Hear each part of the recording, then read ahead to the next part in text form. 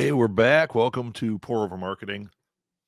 I am Rob Southgate, and it's been a couple of weeks. The holidays derailed us, moving my mom and uh, working. All these things derailed us a little bit, but we're back, and it's going to be a regular schedule.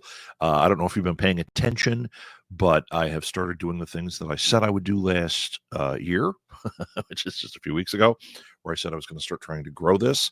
The Substack for Pour Over has kicked in to gear. I've started posting. I've also started posting to the Mic Drop Substack.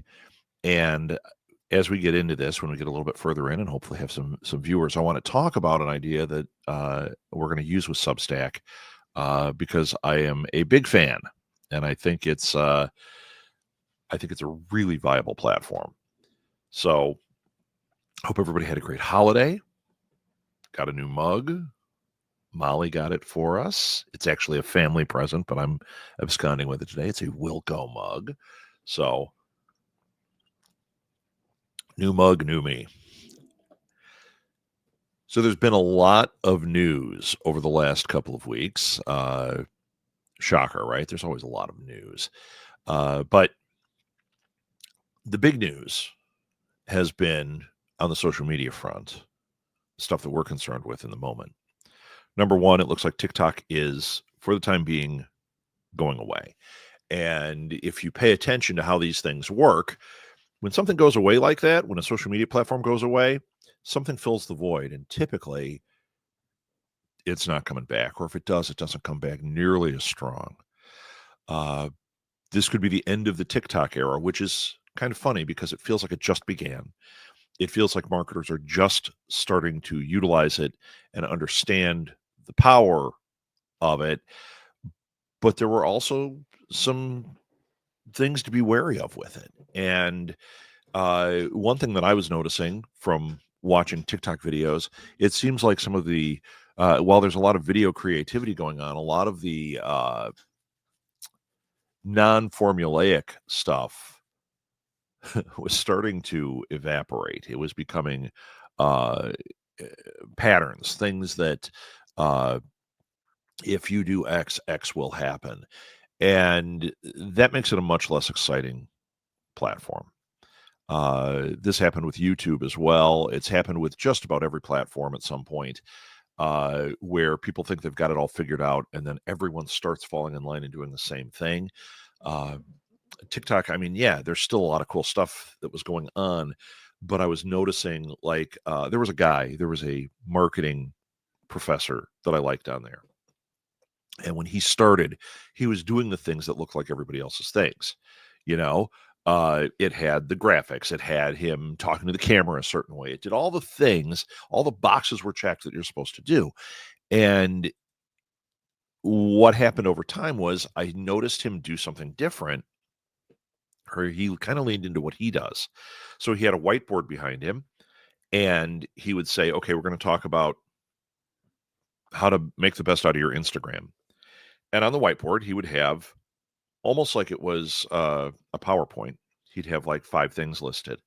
And in each short segment, he'd go, okay, this is what this is. And he'd talk about it. And then he'd go to the next one, go, okay, this is what this is. And go to the next one. And it was no frills. Lighting was fine. He looked like a professor. I mean, whatever that looks like. He didn't look like a YouTuber in his yoga pants trying to dance to everything. And that changed what he was doing. It was interesting for me to watch. Is he going to get him, 10 million views? No. No, that's when all that formula stuff starts to kick in. So if that's your only goal, well, then sure, follow the trends, follow the formulas. But what he was doing was interesting. And he had a fair amount of followers. And there were a lot of people that, as you know, want to learn a little bit about marketing. They want to learn a little bit uh, of things they can do on a grassroots level, even if it's just how to write the bio on your Instagram. And that's what he was doing. He stopped with all the, I'm going to dance for part of this. I'm going to point at headlines. I'm going to do, marketing book reveal, dun, dun, bum, bum, bum, bum, whatever TikTok thing it was. Uh, yeah, some of that stuff can be fun, and it is worth doing some of that, but he also was breaking the form.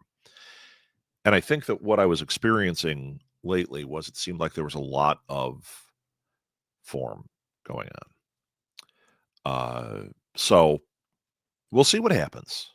It's going to be interesting. Something will fill the void. I know that I thought that Instagram was poised to take that because Reels had gotten so popular. And Facebook Reels, while popular, were not as popular as the Instagram stuff, even though they're all meta and they were all the same thing. So if I made a video on Instagram, I could have it pushed to Facebook and it was the same content. But for some reason on Instagram, it got a lot more engagement, a lot more interest. Same thing with TikTok. If it went to TikTok first and then you pushed it, the TikTok stuff seemed to blow up a lot bigger. If you did it on Instagram and threw it to TikTok, the TikTok stuff seemed to gather more attention. So Facebook was kind of the lesser of the three. So I thought Instagram was going to be the natural heir, but news item number 2. See, I've added music in the new year. Mark Zuckerberg announced that he was taking basically the guardrails off of Meta. And I wrote a whole article about this on the Pour Over Marketing blog that's on Substack. So I highly recommend checking it out. It's just a very short piece, but it gets you thinking. It's gotten shared quite a bit. It gets you thinking about this because we're not getting into the politics of any of this. But what Zuckerberg announced is Meta is going to, like I said, take the guardrails off. There's going to be no more fact checking. So basically, that means I can go on to Facebook and say, this is the number one show. And let's pick some names. Brad Pitt, Sabrina Carpenter, and Mimi Shepard all say this is the number one show. And guess what?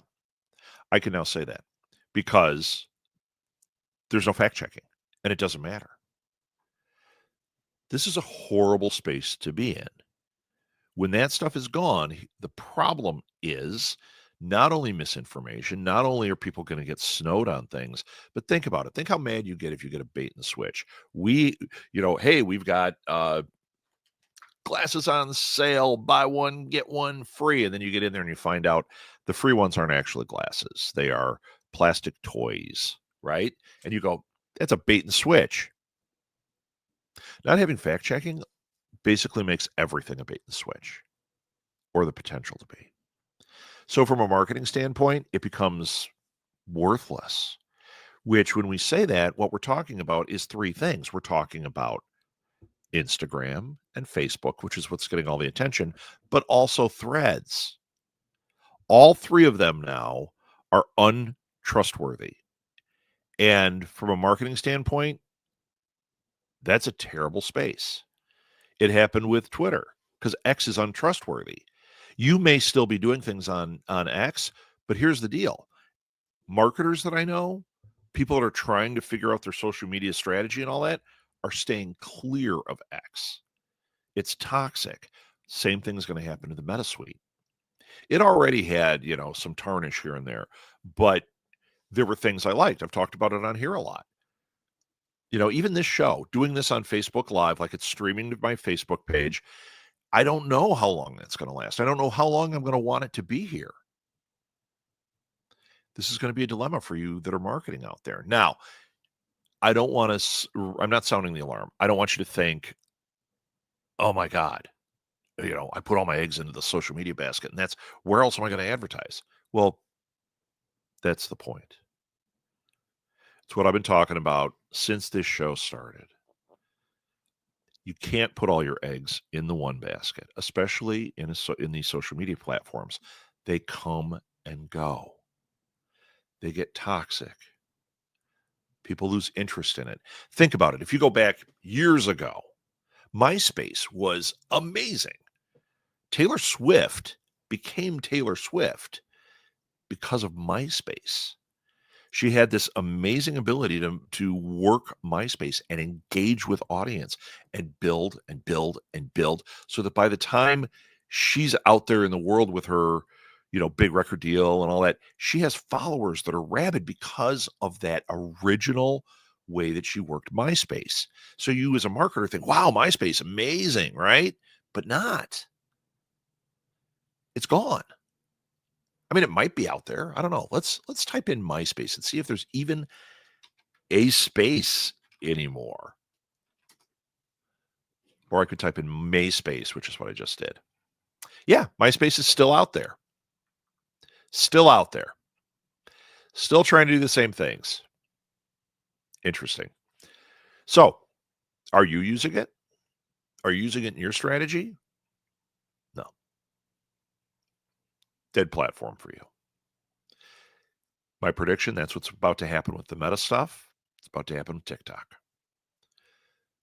I am not sounding the alarm, being the voice of doom over all this. It's giving us all a reality check into how it works. When we were doing live at the Blue Box, we were one of the first that did any type of live podcasting. I think we were in a handful. If there were 5 of us, I think I might be overestimating. And one of the things we did to jump ahead of the others was we were the very first that streamed on Twitch that wasn't video game related, to the point that we got a message from them and we had to talk to them because they were like, wait, this isn't video game, but it's cool.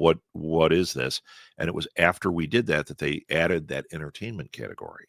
Now, it's interesting. We never got any traction on Twitch, but it was because of how we used it that they reached out and said, what is this? This is interesting. There was also a thing called Periscope. There was a thing called Meerkat. These were places you could stream live video. YouTube wasn't doing it yet. TikTok didn't exist. Instagram, Facebook didn't have live streaming.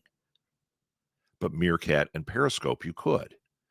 Now go back even further. That's when like Vimeo first started up and Vines were a thing. Remember, Vines was the TikTok of its time. Everybody jumped on the Vines thing for a bit. Every creator. Every marketer tried to figure out, how do we use Vines? They did it with Snapchat too. How do we use Snapchat? They come and go. They might still be out there. Snapchat's still out there. Vines, I don't. Here we go. Let's see if Vines is still even a thing.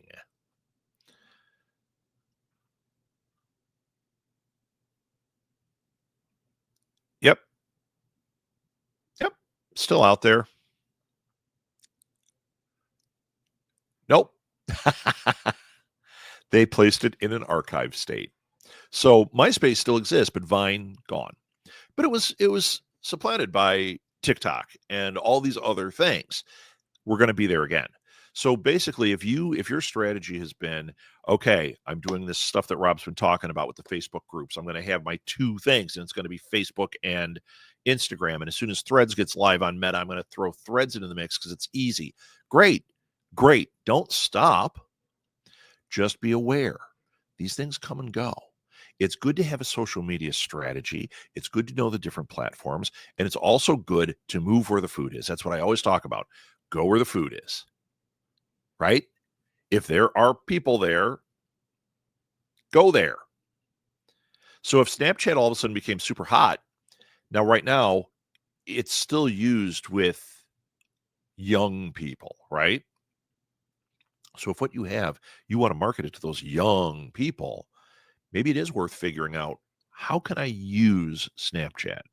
And I tell you what, if you figure it out, let me know, because the only time I've seen it done properly was Taco Bell did it for a little bit. And it was actually, I was like, oh, they figured it out. They're doing it. And I don't think it garnered anything for them. I think they figured out how to market with it, but I think it was a platform that wasn't worth marketing on. Right? Uh, so as a marketer with your entrepreneurial business, whatever it is, you're a writer, you're a house painter, you're whatever. restaurateur. Look at your marketing. Look at your strategy, and you've got to go back to this show in July when we did Integrated Marketing Palooza. Go to there and figure out, okay, if I'm doing integrated marketing and I'm trying to go through all my platforms, what are the platforms I can do this from? Guess what? Meta, those three things. TikTok, yeah, those you were thinking were categories. No, they go under one category, which is social media. Then you have strategies and things within those. But that's one of your categories. Well, that's not dead. That category is not dead. So you're still going to use it. It's still going to be powerful for you. It's just you might have to move. So where the food is, move where the fish are. You want to move where the fish are, right? If you're fishing and you're at this spot that you're like, it's amazing. Every box is checked.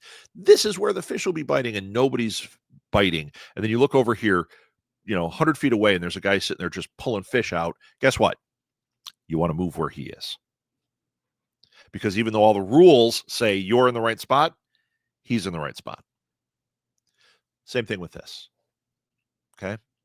So Facebook, Instagram, I'm really kind of surprised that they've made this move with taking the guardrails off, because it antagonizes people to the point that, like, the people that want the guardrails off, that want the fact checking off, are because they don't want to use facts. They want to spread misinformation to try to gain. Well, I don't want that. I don't want to be exposed to that. That doesn't help. And that's why you're going to see an exodus. I'm already seeing it. I can't tell you how many friends I've seen on posting things about how, find me over at Blue Sky, I'm done here. And I'm like, wow, you jumped ship before this even like started to unfold. But you know what? That's the reality. And if you, as a marketer, should say, I'm going to dig in. I saw a comment. My friend posted, he's a celebrity, and he posted that he's off of all the Meta stuff. He's going just to Blue Sky, which from his marketing team, they might have gone like, oh, no, don't do that. You've got people here. Yeah, but you know what? He's saying, yeah, but this is going to be a cesspool, and I don't want my stuff in there. Over here, I'm safer, and my audience can come with me, and they're safer. I like that, right? Oh, I had a good point with that, but I started reading what Gordon wrote. I'll share what Gordon wrote in just a second. So he's one of them, though. I saw him making the move. And what that tells me is, I was talking about the comments in there. There were people saying, no, tough it out. Be the resistance. You can't move out because the bad guy moves in. And it's like, yeah, but I don't need to go up in flames because of their decisions. I need to go where the fish are, or create a new pond that's safe. I'm not going to lecture about this. I just wanted to give that idea so you guys understand, like, you want to think about these things and how you do it. Like, I'm making sure that anything X from all the podcast accounts we have, they're shut down. Because what have I noticed? We're not posting on there and it's dead. And then I tried posting some stuff that was good content and it got no traction. It's not because the audience wasn't there. It still said I had all the subscribers. It's like, okay, I used the hashtags. I did the stuff. It's not doing anything because people aren't there. Their accounts are there, but they're not there. Okay, let's see what Gordon said, and then we're going to get into the big point here. Part of good marketing strategy should answer one question: where is your audience? I've seen too many marketers encourage moving towards the hot channels like TikTok rather than think, is who I need to reach on TikTok. You are so right, Gordon. You are so right. Is the TikTok format something you should explore? Yes, because video outshines text all day long. So the idea, like, hey, there is something to this. find where you can utilize it. And that doesn't mean it's a social media thing, right? This actually goes into that next part I was going to talk about. It's going to sound like a broken record. I've said it forever, but now it's proving out. When you're developing your strategy, you need to be thinking about what can go away and what can't. So I talk about Substack a lot. I love Substack, right? I'm writing a blog there. The blog automatically pushes for me to MailChimp, can push to whatever mail service you're using, and it pushes it out to followers. It is almost like social media blogging because you write these things, you're not playing games with them. There are things you can do to increase, but it's not like following trends or anything.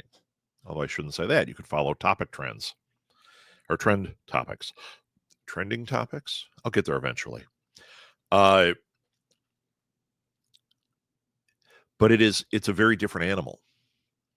And the reason I say, hey, this is the kind of thing you should be looking at. So I write a Substack. There are people then that subscribe to it. I now have their email addresses. Guess what doesn't go away? You can cancel your email. You can get out of it. You can opt out. I like that. Gives you the power to opt out. Go try to shut down your Facebook page. See how easy it is to opt out of that. Spoiler, it's not. But email, sure. But it doesn't go away. So let's say Substack goes the way of X. Well, first of all, I wrote all my blog pieces and I kept them in my drive, right? So I still have all that content. Whereas with some of these others, you create it, you put it on, and then you're like, oh, I made this really cool thing and it's gone forever because that platform folded. Meerkat, Periscope, they were streaming video services that we were using every week, and they're gone. They're gone. And the video that we made on there, not true, because we did it on other things and recorded it. We recorded the video, so we have it. But if we hadn't done that, which is what a lot of people did, they just streamed it, it's gone. Well, that kind of sucks. Because is that content that you could use now? Is that something valuable that you could be working with? I just posted a video of this on the Substack yesterday, and it was back when I interviewed Alex Teplish. That was like, at this point, like, I don't know, 8 months ago? It's getting hits. It's getting hits. I'm getting comments about it. It's 8-month-old video, but because it exists and because I repurposed it, it's working for me again. I didn't have to create something new. I had something really cool that was a little older. Am I still creating new? Yeah, absolutely. If that stuff had gone away, if I had done it on Periscope or Vine, gone. Getting emails don't go away. So if you write a Substack or you have a newsletter, and your purpose then is, I want to grow my audience, I want to get email subscribers, now your strategy is a little bit different. You're gathering those emails, and now you have a forever marketing avenue. Well, forever. Then people will say, but what if the entire internet collapses? Okay. We got bigger problems if that happens. If you have those emails, you own those emails. Okay. Unless they opt out, then you have to give up the rights to them. But like you run a sweepstakes, you get all these email addresses, you throw them in as a file in your MailChimp. You can take that entire MailChimp email address folder and download it to yourself, and you have it. It's yours. And you can forever, because these people have opted in and they have not opted out, you now have permission to sell to them. And I want to be clear about that. I just actually had this lecture with my class. I just did my first class the other day and we got into this. It's all about professional selling. And I told them how I work for a publisher and blah, blah, blah. And I said, okay, so does anybody like the idea of newsletters and email marketing? And they're like, yeah, it's old. I'm like, okay. So I'm a writer. I've got my book. Okay. Ooh, I'll do more than hypothetical. I'm a writer. I've got my book. You can order it on Amazon. Pod Life. Look up Pod Life by Rob Southgate or by Maeve Southgate. Might say Martha Southgate on it. Type in Pod Life Southgate, and you will find this book. Buy it on Amazon. So I've got my book, right? And I fell into marketing there. I lost what I was saying. I lost the thread. I'll come back to it. I lost it. Sorry, guys. Things happen. Uh, yeah, I can't remember what it was. I had a really good way of doing that I was going to share that I said to my class the other day. See what happens? See, this is the other nice thing about video. I can edit it out, which I don't, but I could. So anyway, I know what it was. So I've got my book and I have my blog and I'm writing my blog and on there I'm promoting this book, right? And what is happening? I get people that subscribe. I get people that are in there. And eventually, let's say 30% that are in there buy the book. That's awesome, right? What do they do on week 2? I can't sell them the same book. They already bought the book. I can advertise it again later and say, hey, if you know a podcast fan, have them buy my book. But I can't keep going back to that well to sell them the same book. So that's when you get smart. You now own this email list. You now have this newsletter. You have this Substack, and you start saying, are there affiliate links I can do? What can I sell to them? Can they buy my coaching? Can they buy?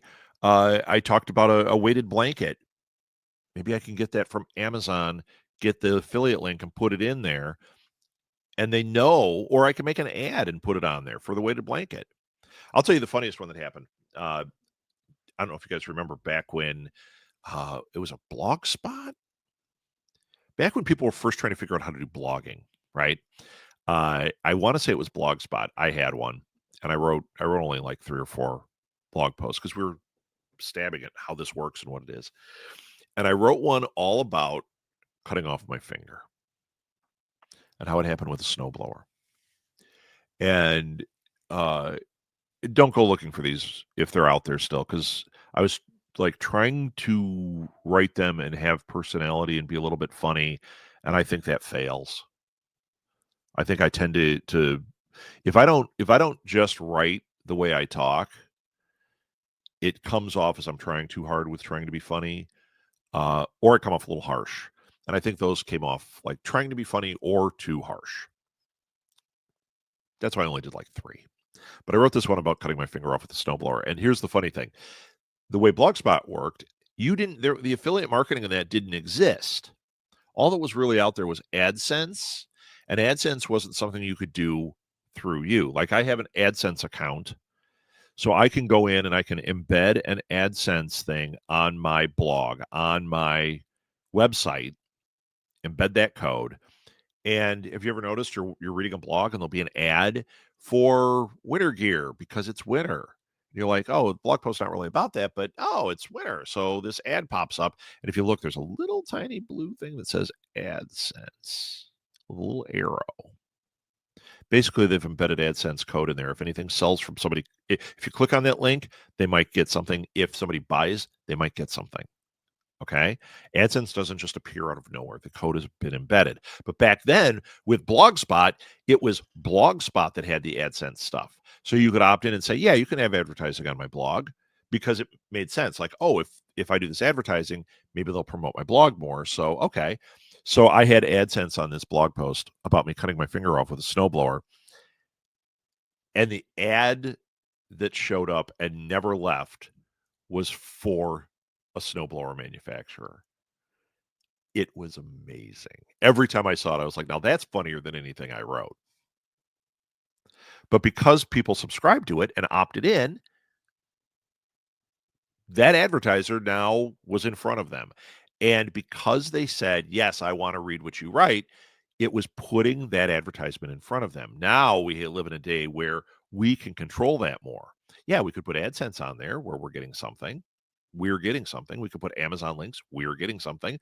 We could put bookshop.org. We could put just about, well, not anything. Lots and lots of companies will have a way of doing affiliate.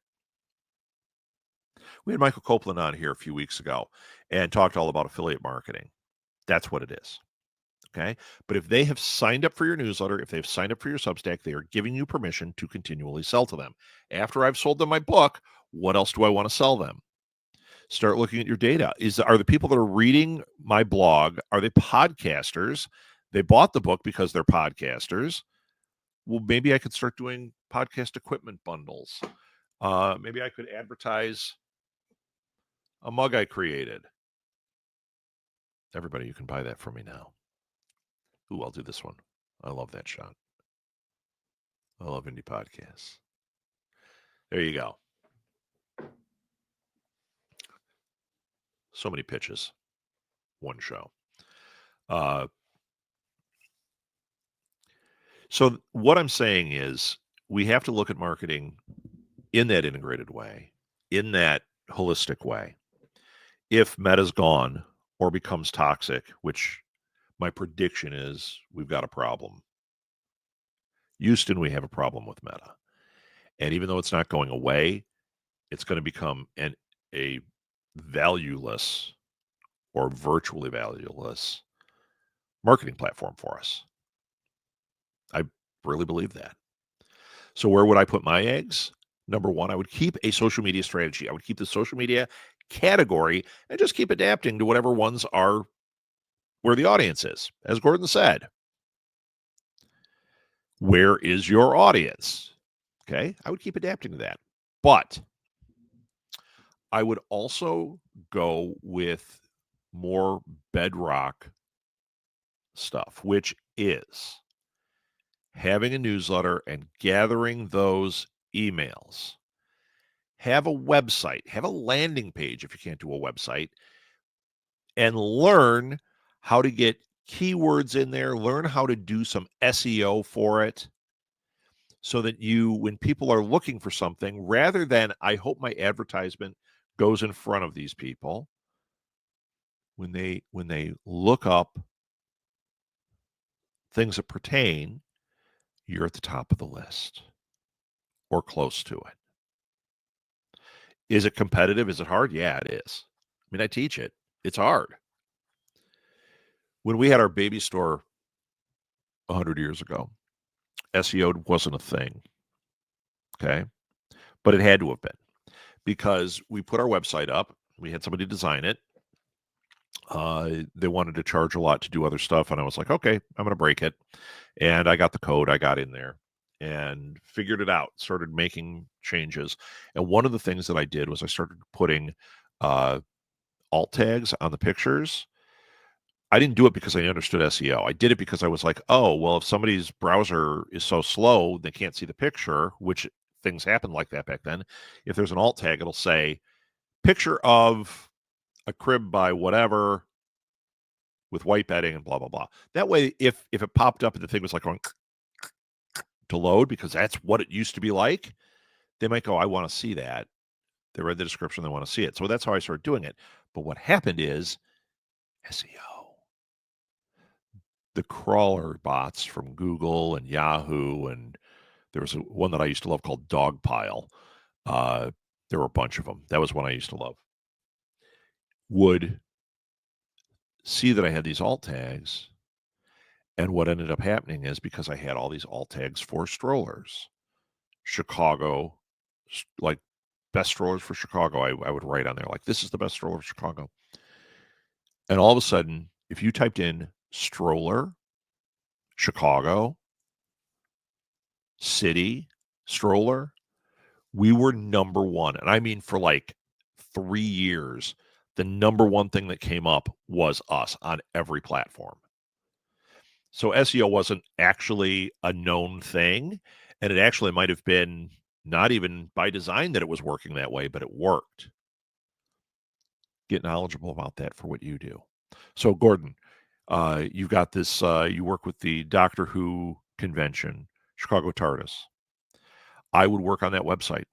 I would work on what can I do to get this SEO up? How do I make a newsletter for it?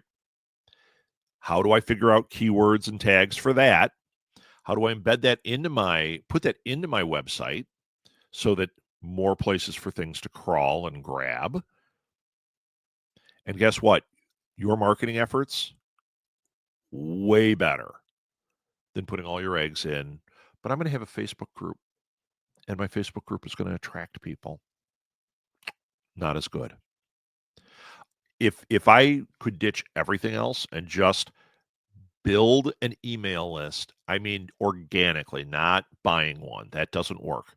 Organically build an email list, put out a good newsletter, and have an SEO optimized website, everything else could go by the wayside. Should it? No. But if you wanted to be bulletproof, that is a way. Now, do I suggest being completely bulletproof with that? No. Stay in there with Facebook groups. Just be careful and be ready to jump when the water turns black. Okay?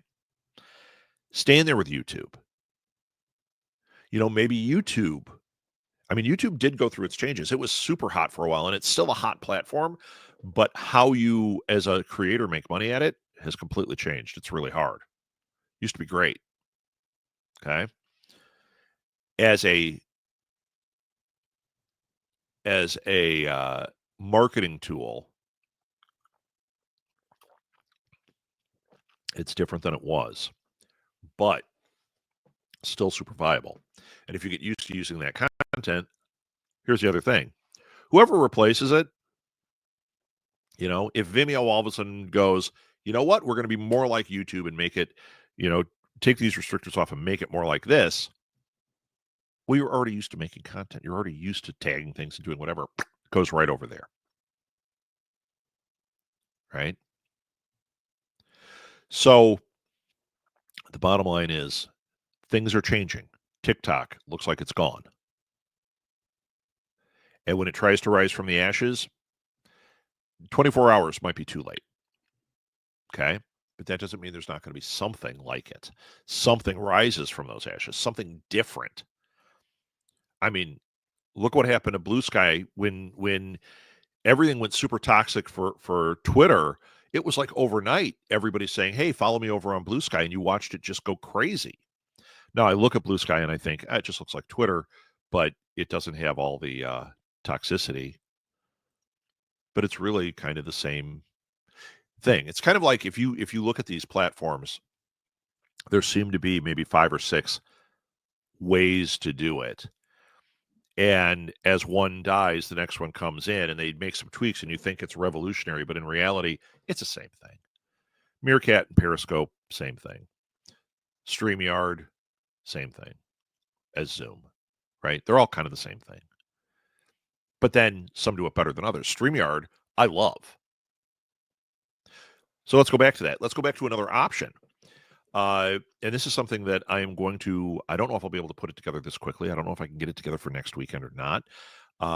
But on Substack, they just released, finally, Substack Live. So what you can do, you're a creator if you have 10 followers or more, okay? Seems small? Not small. Not when you're starting out. You can now do a live thing like this on your Substack, and it'll go push out to everybody that gets your newsletter and gets your stuff. When you read the email they sent out about it, they talk about like some best practices. They've been doing like test marketing this, and they came up with some things. Big thing is collaboration. It's the same thing that made TikTok explode, right? Collaboration. So I've already got a couple of different people that write Substacks that I like, that I'm trying to work out. Hey, let's do a live thing. Like, I do this, and then maybe when this shuts off, I turn on Substack Live and do 10 minutes. Or I do this show, but I have my phone because you do it with your mobile device. I have my phone sitting here and I'm doing the show on Substack, but then I can collaborate and I can have guests there. I don't know. I don't know exactly how I'm going to use it, but I'm going to totally use it to the point that I very well could ditch this format on Facebook. Would I? I don't know. I mean, it depends on how toxic it gets. But I can still have it stream to YouTube. I can still have it stream to whatever. But maybe my strategy goes Substack Live. So now I'm writing an article about all of this and the changing landscape. And then I do a live thing with another person, an expert in whatever, and that just strengthens it. It's building my brand. It's putting the message out there. And oh, by the way, it is a Substack where I can throw some of that advertising in.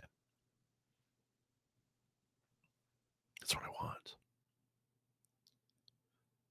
So follow me on Substack. Follow Pour Over Marketing on Substack.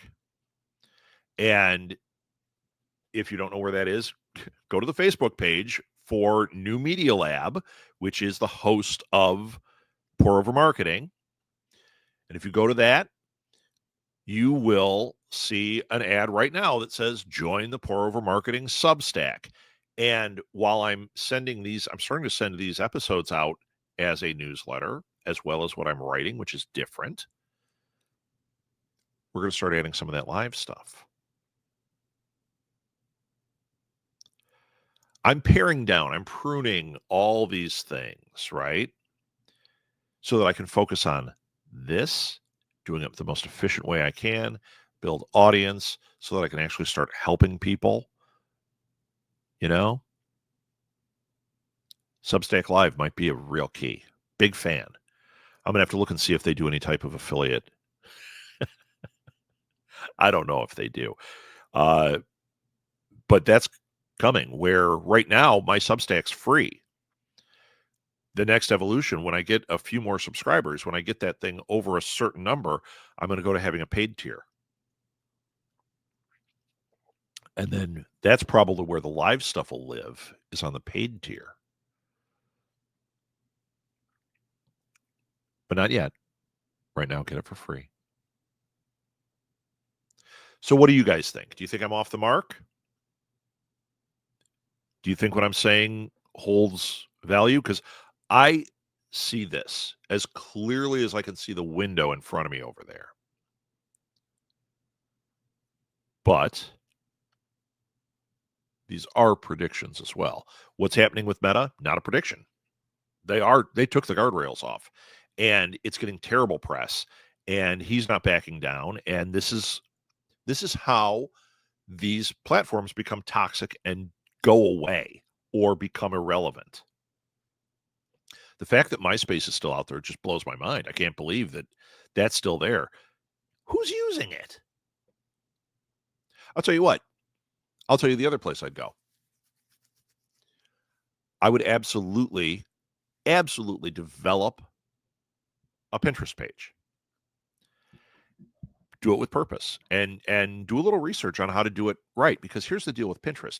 Pinterest is a really great, interesting thing that people can search through, and you can post articles and you can post pictures and whatever. But it's not a normal social media platform. It doesn't operate that same way. At the end of the day, what Pinterest really is kind of another search engine. It's almost like a search engine server. So if you're doing all this stuff that I'm talking about, and then you're adding Pinterest into the mix, and you're linking this stuff together, it gives Google something more to grab onto.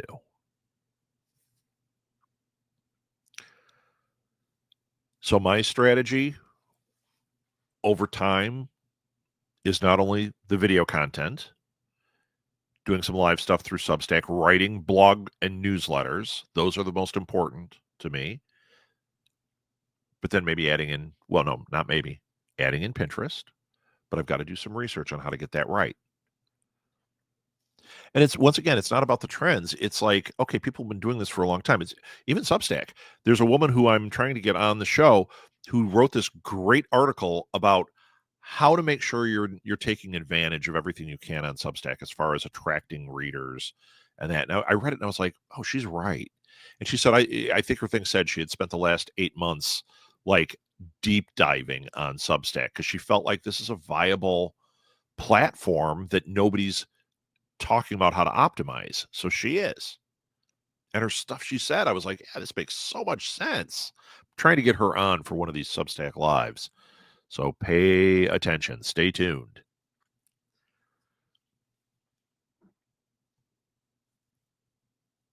Yeah, it's interesting.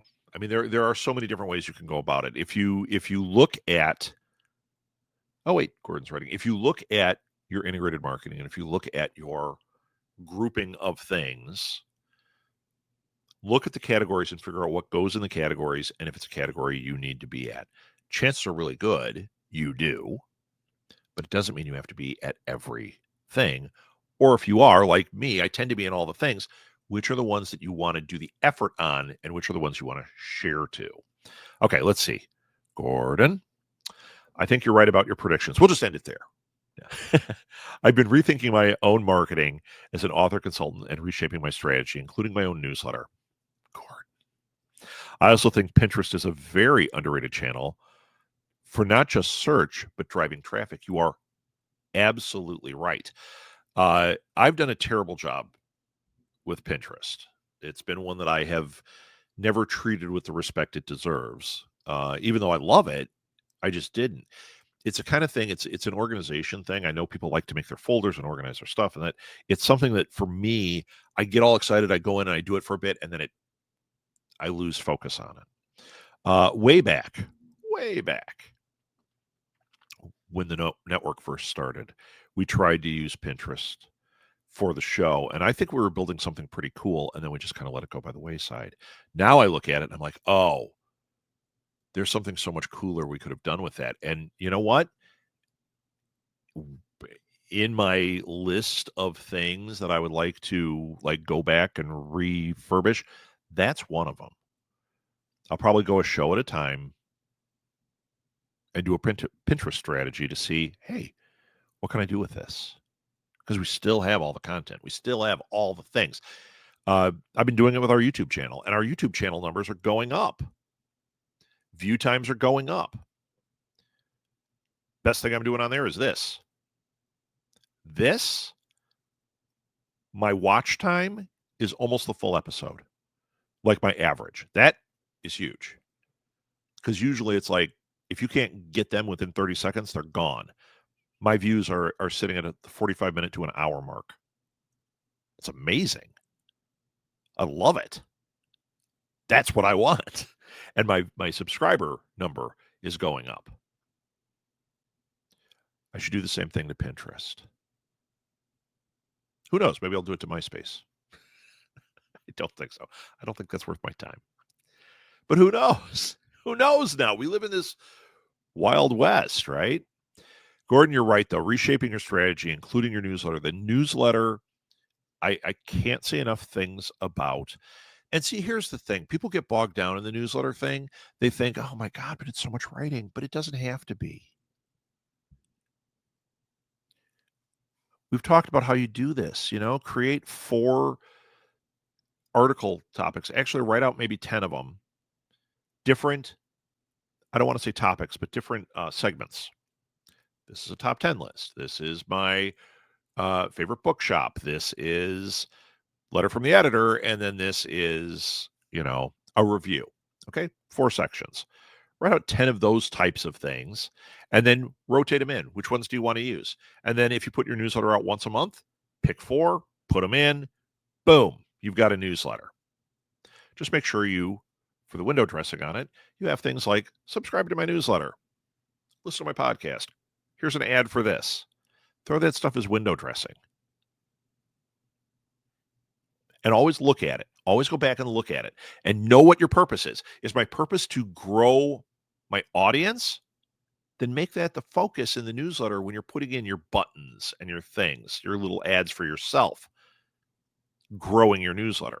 Make sure that on your website, like if you have MailChimp, you can actually go into MailChimp and there's a place where you can get code that goes directly into your MailChimp bucket and you can tell it what you want it to do, right? And you can put that on your landing page. So if you go to Southgate Media Group, after you're there for, I want to say it's 5 seconds, pop up. Join our newsletter. If they've joined it already, pop-up doesn't show up again from that IP. If they try a different computer, different IP, it's going to show up. But see, that's the kind of stuff when you're including your newsletter in the mix, Think about those things and how useful and powerful they can be, how they can help you with your SEO, how they can help get people interested in what you're doing. If you're writing compelling stuff and you start going like, well, this one takes a little bit of extra, this live thing takes more effort than me writing 300 words. Okay, maybe that becomes the paid tier. Once I've crossed over, I have 100 followers. I'm going to put a $3 paid tier. If you want my live videos, it's $3 a month. Is that going to make you a fortune? No. Is it going to do something? Yeah. Tell you what, a little money in the coffer does drive you. When we try to do it with Patreon, and maybe that's your strategy. Maybe Patreon is your strategy. We tried it, and it did work somewhat, but that is a game in and of itself too that I never really bought into. Even though I really like Patreon, I like the idea. I didn't to grow there. It didn't work necessarily for me. And I even interviewed. There's an episode I think of New Media Lab where I interview somebody who's like a marketing person from Patreon, and we talk all about it. Tells you how to do it. It's really good. In fact, maybe I should do a new one. It's been 6 years.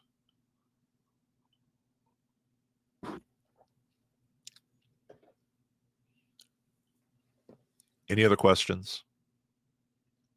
I thought I was going to have students show up today. I invited my students, but I invited them last minute. I figure it's safer to do that. If I tell them a week in advance, like, "Hey, I do this show, and here's the link and everything," by the time the day hits, it's like, if I send it to them 10 minutes before the show, they go, "Oh, what's this?" Click. I have been experimenting with that, and what I found is booking this out ahead of time and marketing it, like sending out invites, doesn't seem to do a heck of a lot. But if I wait too long, nobody shows up. I'm not sure. I'm not sure if this show is going to continue as a live show, or if I'm just going to do it on the Substack, make it its own animal there, and then create these things like get a topic, talk about it for a while, and then send it out as a newsletter, post it as a video. I don't know. I don't know. There's so many options. All right. It is 8:52. I think we're going to end early today, unless you guys have any questions. I think I've talked this thing out. Don't want to start a new topic unless you guys have one. We'll be back next week, barring anything weird happening, which things happen. Here we go. The Players Umpires Association. Have you tried TikTok? Hi. You don't have to say sorry you're new here. Have I? Oh, hey, Pierre. You're here too. We got another. Okay, great. I'm not going to end early. I'll keep talking to you guys. Have I tried it? Yeah. Here's the deal. I actually think, okay, forget all the mess that's going on with it, right? If it was sticking around, I actually really like it now. I'm seeing what it can do. The problem is government interference. It's about to go away, because not because of our government, but because of China, because of the way they are using the data. And this has been a problem from when it started. I knew marketers that would not go near it because of all that. And I'm like, just like I'm saying with Facebook and that, I'm seeing this potential of like, oh man, I see the writing on the wall. Do not put all your eggs in this basket. Now, let's go back to when you said, have you tried TikTok? I've experimented with it a little bit. I've been a lurker. Yeah, I think that it could be really great. But what's the next format or what's the next platform that's going to let you do it? Right now, no. If you would ask me a week ago, I would have said TikTok likely is going to get shut down. Go to Instagram and use those reels. Now, because of what's happening with Meta, where they're taking the rails off of everything as far as fact checking, it's going to become not as viable a platform. Okay. So who's the next one that has video? Well, They do have video reels, short reels on YouTube. And from my experience, from watching how our YouTube channel works, when I post a short reel, because I've done it for this show, I've done only a couple of them, but now it's going to be a regular part of the diet here, right? They get like 10 times more views. These little short 30-second clips. I take this show, I take 4 clips out of it, and I put them on as 4 30-second clips, and it gets more views than the regular show. So is YouTube the viable answer? Maybe. Maybe the other option, this has been interesting, is putting it in your newsletter, making your video, doing the same type of thing, putting it in your newsletter. Now, okay, I'm getting further from TikTok. TikTok is quick, short, scroll through, and your newsletter is not doing that. You as video content creators, you might get more juice doing it that the way I'm talking about, but for the TikTok experience, I don't know who's going to step into that void. But I think that the short form video stuff can be really, really effective, especially the more you learn about it. If you start learning about like how to use the keywords, how to follow the trends, all that kind of stuff, it really, really, truly can work. Um, Great insight. Thank you. I think TikTok will likely stay, and Meta is moving towards a non-censorship platform. It's not going to. Okay, you didn't hear the first part of the conversation. It might.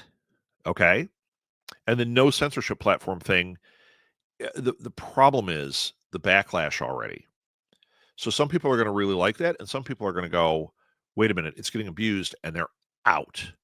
And what I've been experiencing is a lot of people that I'm friends with and that I follow that I never thought would be leaving are posting, okay, I'm off to Blue Sky, no more Meta. And they're literally packing their bags and going. And I'm like, whoa, they didn't wait to see what happens. So I'm nervous about that as a viable marketing platform. And for TikTok, I don't know if it's going to stay.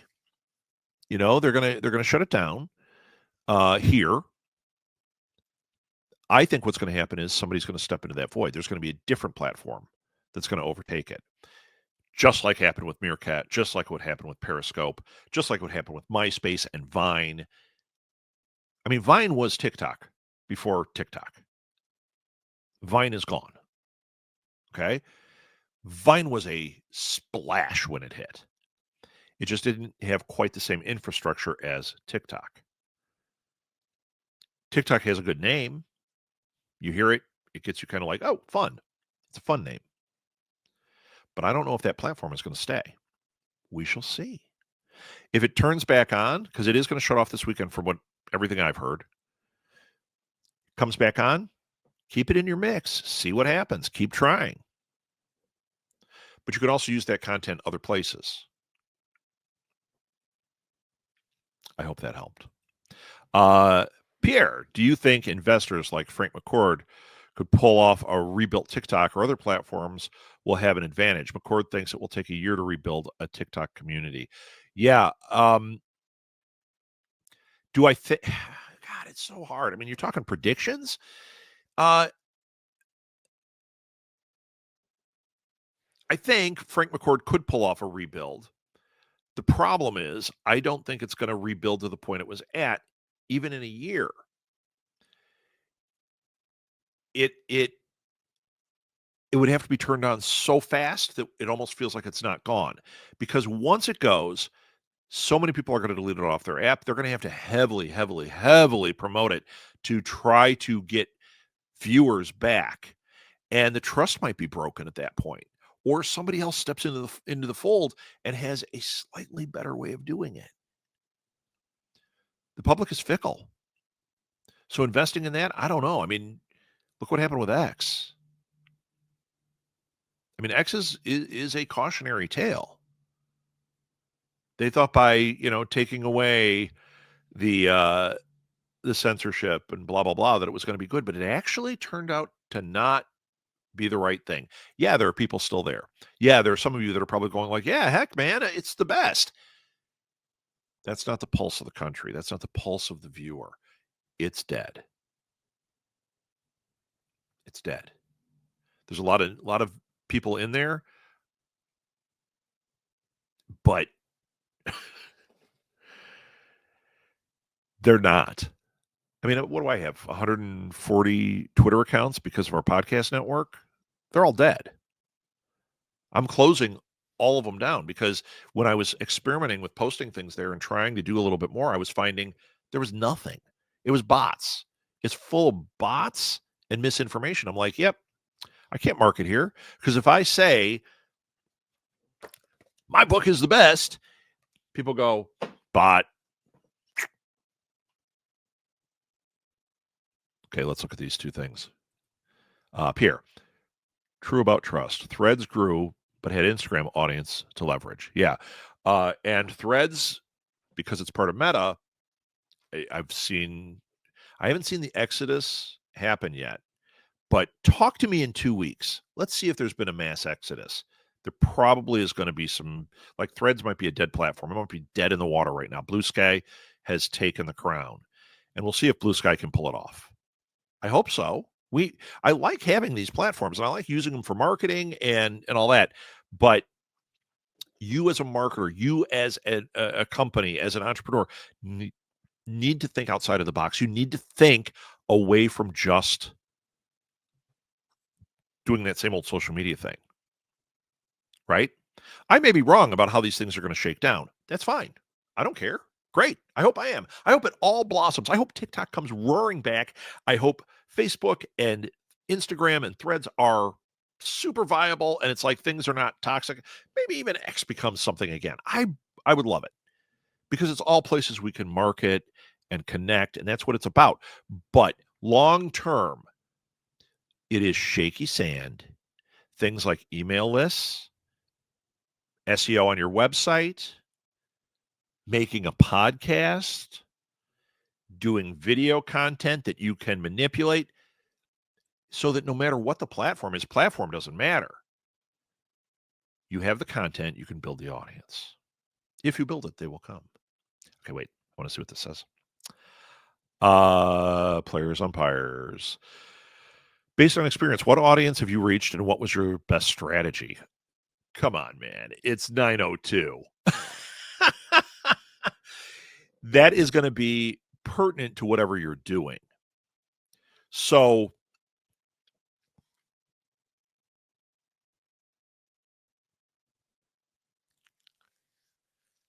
that's a big question, and it's pertinent to you. So here's my suggestion. This is going to sound like a cop out, but I'm going to say it. You can contact me. You can contact me through YouTube, through Facebook, through this. Go to the website, Southgate Media Group. You could go to Southgate Small Business. You could go to the podcast profs, any of those. Wherever it's got an email, it's going to me. Okay. So there's like literally a few hundred places that when you look at the email address, it doesn't say my name, but you click on it, it goes to me. Okay. So go ahead and write to me.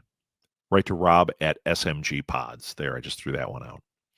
And let's set up a free consultation to talk about your organization, what you're doing, and see if I can't give you a little insight. The free consultation, I pour it out. I mean, Gordon, you had one. You can tell him. We talk about it. I pour it out. If I can help solve a problem in that free consultation, I'm going to do it. If it turns out that it's something that you need, like, yeah, my group needs guidance. My group needs to hire a consultant. Then we talk about that.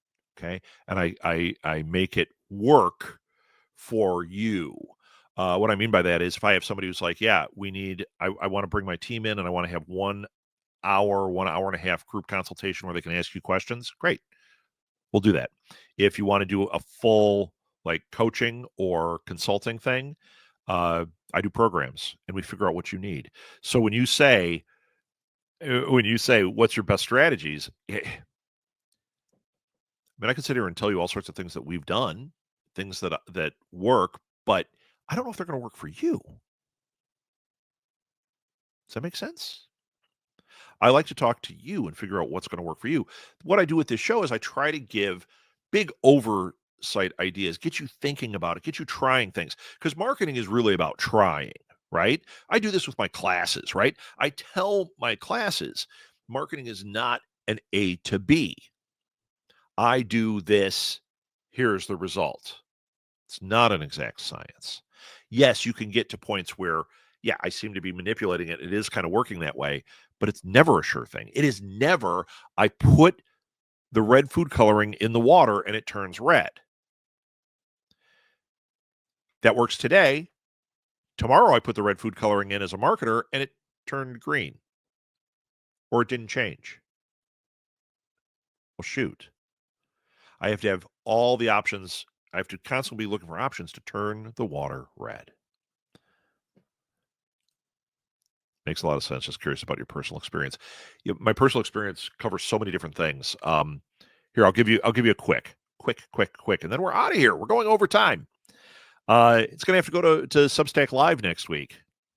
Yes, pour over marketing on Substack, and we'll be doing it live. Okay, I'll try to answer it quickly.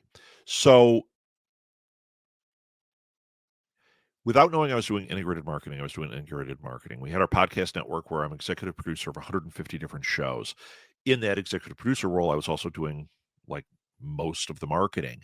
The things that seemed to work best were joining Facebook groups specific to the topics that we were going after. I would make sure that I was embedded in that group. So it wasn't just like, hey, promotion. It was, they know who I am. I'm answering things, I'm doing things, and it's getting me into the group. So that now when I post something, people listen. Okay. That's one thing. Sending out newsletters started working for me pretty well way back then. And it's why even today I'm a big proponent.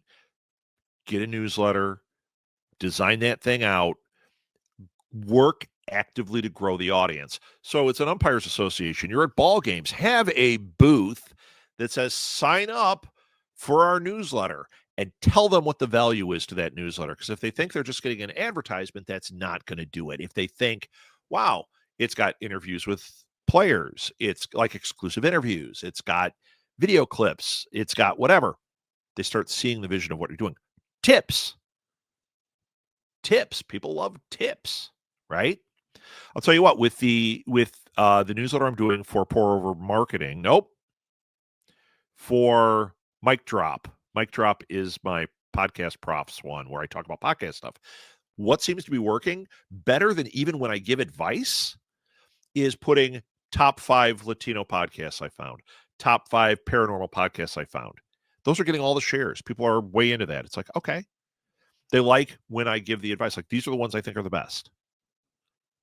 Probably because I also then talk about here's why, or here's what to look for. Here are the things I take away from it. So when we start talking about the strategy, you've got to go back, go through what each of the categories are, whether it's social media, whether it's direct marketing, whether it's video content, each of the different things, and figure out what you can put in each of those buckets and which ones you think my audience isn't going to be in. Okay. That's why I liked TikTok, because originally TikTok seemed like, oh no, that's not going to be where my audience is. But the more I looked at it, the more I was like, wait a minute, the audience is absolutely there for just about anything. Whereas Facebook, if you're not in the groups, if you haven't found a specific group, it's not there. You're in trouble. I talk about X. Just before X, when Twitter became X, I was doing all this stuff with tabletop gaming.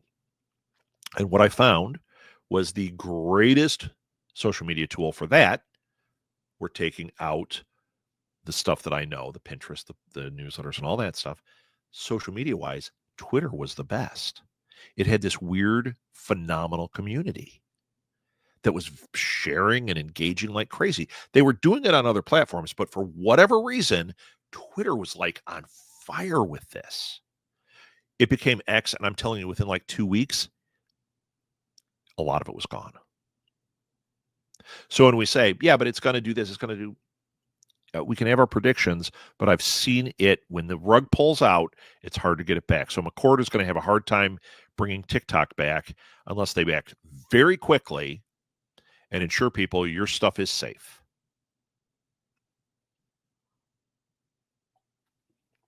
All right, I think I gave all the answers.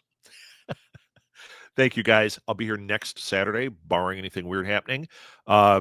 Things happen. If they do, just pay attention to, ironically, the Facebook page for New Media Lab. That's where I post this and say, okay, sorry, I wasn't here this week, or I'll be here next week. Follow the Substack. I'm going to start, since I'm doing it weekly, I'm going to start putting on there when there's going to be an episode. Yeah,